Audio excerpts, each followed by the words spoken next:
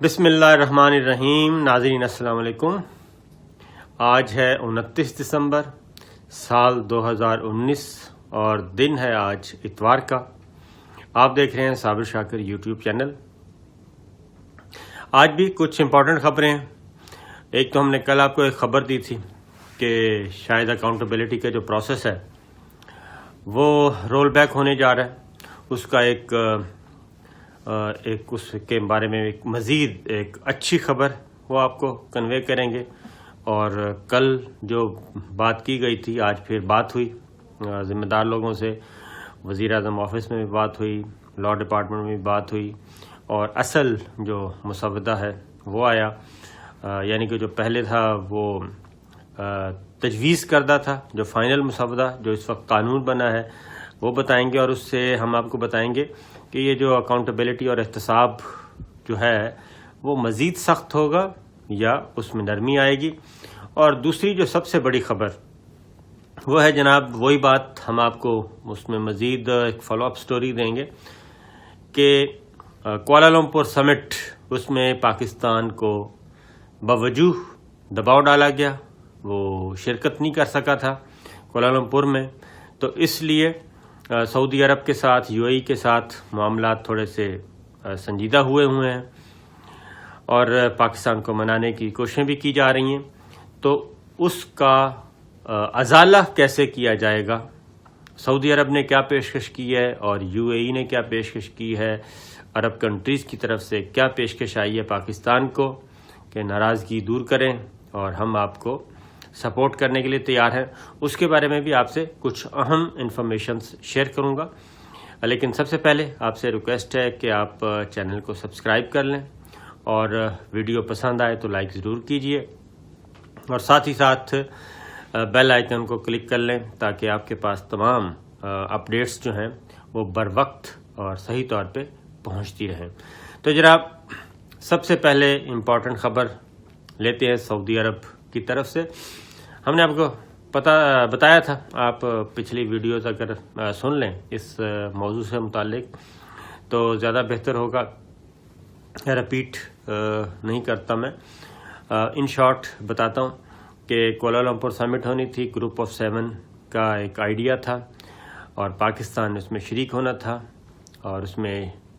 جو 7 ملک ہے مسلم countries group of 7 بننے جا رہا تھا، اس میں Iran, Turkey, Malaysia, Qatar, Pakistan, Saudi Arab, U A E, Indonesia, یہ ایک کانسیپٹ تھا۔ لیکن آپ کو معلوم ہے کہ پاکستان پہ دباؤ ڈالا گیا سعودی عرب کی طرف سے بھی اور سپر پاور کی طرف سے بھی، اور جس کی وجہ سے وزیر اعظم عمران خان گئے، سعودی عرب کا وزٹ بھی کیا، ایم بی ایس سے بھی بات کی، لیکن بات نہیں بنی تھی، اور یو اے ای کا وزٹ کیا تھا army chief general Qamar Javed Bajwa صاحب نے، لیکن دونوں ملک جو ہیں وہ اپنے موقف سے نہیں ہٹے بلکہ پاکستان کو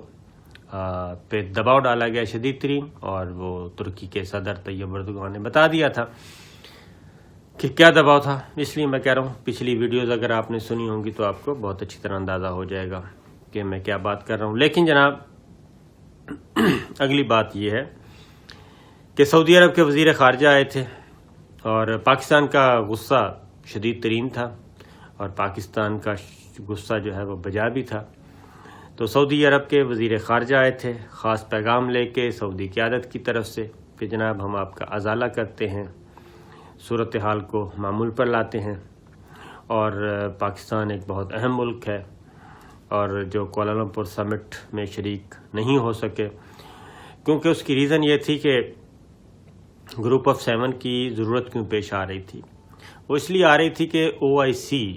جو اسلامک کنٹریز کا ایک فورم ہے، اسلامی ممالک کا، او آئی سی جسے کہتے ہیں، آرگنائزیشن آف اسلامک کنٹریز، وہ جناب ایک نان فنکشنل ہومیوپیتھ ٹائپ تھی۔ کشمیر کا ایشو آیا پچھلے دنوں اور کشمیر میں اتنا کچھ ہو گیا، مقبوضہ کشمیر کی بات کر رہا ہوں، 370 ختم کر دیا، 35A ختم کر دیا، اور 5واں مہینہ ہے، مقبوضہ کشمیر کے جو مسلمان ہیں وہ اپنے گھروں میں قید ہیں، بھارت کی طرف سے بربریت کا مظاہرہ کیا جا رہا ہے، لیکن مسئلہ یہ تھا کہ اس پہ مسلم امہ کی طرف سے اور خاص طور پہ OIC کے فورم سے کوئی جواب نہیں آیا، کوئی رد عمل نہیں آیا، بلکہ کشمیر میں سب سے زیادہ جو انویسٹمنٹ، مقبوضہ کشمیر میں جو سب سے زیادہ انویسٹمنٹ کرنے جا رہا تھا وہ UAE تھا، اور سب سے بڑے پروجیکٹس اس کے تھے، اربوں ڈالر کے تھے مقبوضہ کشمیر میں، اس کے باوجود کہ انڈیا کیا کر رہا ہے۔ اور دوسرا جو تھا سعودی عرب، وہ انڈیا میں انویسٹمنٹ کرنے جا رہا تھا اور ابھی بھی معاہدے ہوئے ہیں، تو OIC کے فورم سے کوئی چیز نہیں آئی تھی۔ پاکستان کو مایوس کیا OIC نے، اور ایک بھرپور آواز جو آنی چاہیے تھی کشمیر کے معاملے میں اور ہندوستان پہ دباؤ ڈالنا تھا، وہ نہیں ڈالا گیا، جس کی وجہ سے جب کہ ہم نے اقوام متحدہ میں دیکھا اور ادروائز بھی مہاتیر محمد ملائیشیا سب سے آگے اور ترکی اس کے بعد اور چائنا، یہ 3 ملک تھے جو پاکستان کی اور کشمیر کے معاملے میں کشمیریوں کی مدد کر رہے تھے۔ اسی دوران گروپ آف 7 کا کانسیپٹ آیا تھا، اور اقوام متحدہ کی جنرل اسمبلی کے اجلاس کے دوران ہی مہاتیر محمد، طیب اردوان، عمران خان صاحب، انہوں نے ایک فیصلہ کیا تھا کہ ایک ٹی وی چینل بھی لے کے آئیں گے جو امت مسلمانوں کی آواز جو ہے وہ ابھارے گا، مسلمانوں کا نیریٹو دے گا، اسلامو فوبیا کا کاؤنٹر نیریٹو دے گا، مقابلہ کرے گا۔ تو یہ تصور تھا، لیکن آپ کو پتہ ہے کہ نہیں جا سکے تھے، پاکستان کی طرف سے شرکت نہیں ہو سکی تھی۔ تو اب ان کو خیال آ گیا ہے، اور وہ خیال یہ آیا کہ جناب سعودی عرب کے وزیر خارجہ بھی آئے، UAE کے بھی ایک اہم وزیر آئے تھے، اور دونوں وزیر ٹالرنس اس کو کہتے ہیں، وہ آئے تھے اپنے اپنے ملکوں کا پیغام لے کے، اور اس کی اب ایک پیشکش یہ ہے کہ جناب OIC کا ہم اجلاس بلوائیں گے اور وہ پاکستان اس کی میزبانی کرے، اور پاکستان میں ہوگا وزرائے خارجہ کے لیول کا، اور اپریل کا سننے میں آ رہا ہے یہ ایک سعودی عرب اور UAE کی طرف سے آفر آئی ہے، جس پہ پاکستان کی وہ کہتے ہیں کہ جناب آپ میزبانی کریں اور ہم آپ کے ساتھ ہیں، اور اس میں سارے معاملات لے کر آئیں گے۔ اب دیکھنا یہ ہے کہ پاکستان اس پہ کیا رسپانس کرتا ہے، کیونکہ وہ آفر کر کے چلے گئے ہیں۔ اب پاکستان کی لیڈرشپ نے آپس میں بیٹھنا ہے، ڈسکشن کرنی ہے اور فیصلہ فرمانا ہے کہ جناب کیا کیا جائے، اور یہ کہ یہ OIC کا جو اجلاس ہے جو آفر کی گئی ہے، پیشکش کی گئی ہے کہ پاکستان اس کی میزبانی کرے، اس میں ایجنڈا کیا ہوگا، کیونکہ اس وقت ہم یہ سوچ رہے ہیں، ہم سے مراد پاکستان یہ سوچ رہا ہے کہ اگر تو یہ نشستن گفتن برخاستند ہے پھر تو کوئی فائدہ نہیں ہے، اور اگر واقعتاً کوئی رزلٹ نکلنا ہے اور اچھی بھرپور قسم کا میسج دینا ہے، تجارتی پابندیاں وغیرہ وغیرہ، اور انڈیا کے ساتھ انڈیا کو ٹف ٹائم دینا ہے، پھر تو ایک اچھی بات ہے۔ اگر اجلاس ہوتا ہے، اجلاس میں ایک ریزولوشن پاس ہوتی ہے اور بات ختم ہو جاتی ہے، تو اس طرح کا تو کوئی فرق نہیں پڑنے والا انڈیا کی صحت پہ۔ اس لیے یہ چیز ہے، اب پاکستان میں سوچ بچار جاری ہے، جو بھی فیصلہ ہوگا انشاءاللہ ہم آپ کے ساتھ شیئر کریں گے، اور لیکن یہ ہے کہ پاکستان کی وکٹری اخلاقی فتح ہوئی ہے، اور پاکستان نے جو کولڈ شولڈر دکھایا تھا اور جو پاکستان اپنی خارجہ پالیسی میں وسعت پیدا کرنا چاہ رہا ہے، یہ اس کی وجہ بھی ہے، اس کو روکنے کی بھی ایک کہہ لیں کہ ایک ہو سکتی ہے ایفرٹ کہ جناب آپ فی الحال نہ جائیں، ہم OIC کے فورم پہ ہی آپ کے تمام مسائل حل کرنے کے لیے تیار ہیں۔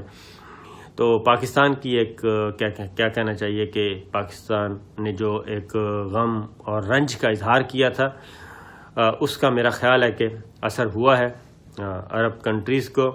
اور اس کی وجہ سے ہی یہ دورے شورے ہو رہے ہیں اور پاکستان کو پیشکش کی جا رہی ہے۔ پاکستان اب ڈیسائیڈ کرے گا کہ کیا کرنا ہے۔ دوسری بڑی خبر جناب یہ تھی کہ کل ہم نے آپ کو بتایا تھا کہ نیب آرڈیننس میں ترمیم کی گئی ہے، اور یہ جس نے بھی ترمیم کروائی ہے وہ عمران خان صاحب کا خیر خواہ نہیں ہو سکتا۔ آج پھر جو فائنل بل آیا ہے اس کے مطابق جناب یہ اختیار اب دے دیا ہے، 2-3 چیزوں کا اختیار دے دیا ہے متعلقہ محکموں کو، یعنی سیکورٹی ایکسچینج کمیشن، اور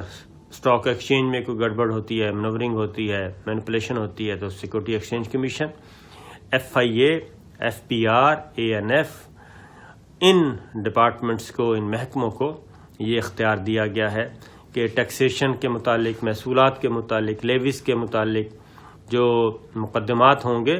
وہ اب نیب کے بجائے یہ متعلقہ محکمے ڈیل کریں گے۔ اس میں ہم نے معلوم کیا، کیونکہ ہم بھی شدید ترین اس کے ناقد ہیں، کیونکہ یہ ایک ایسا مسئلہ ہے کہ اگر اکاؤنٹیبلٹی نکال دی جائے وزیر اعظم عمران خان کے بیانیے سے تو پھر پیچھے تو کچھ بھی نہیں بچتا، ان کی کیا کہنا چاہیے سیاسی موت ہی ہے۔ لیکن ایک آج ہوپ دلائی گئی ہے، اور ہوپ یہ ہے کہ جناب نیب جو ہے وہ صحیح طور پہ بعض چیزوں میں نرمی کرتا تھا، اور بعض چیزوں میں وہ بات نہیں مان رہا تھا، اور ریزسٹنس آ رہی تھی، جبکہ نیب والے کہتے ہیں کہ یہ سب کچھ اس لیے کیا گیا ہے کہ BRT ہے اور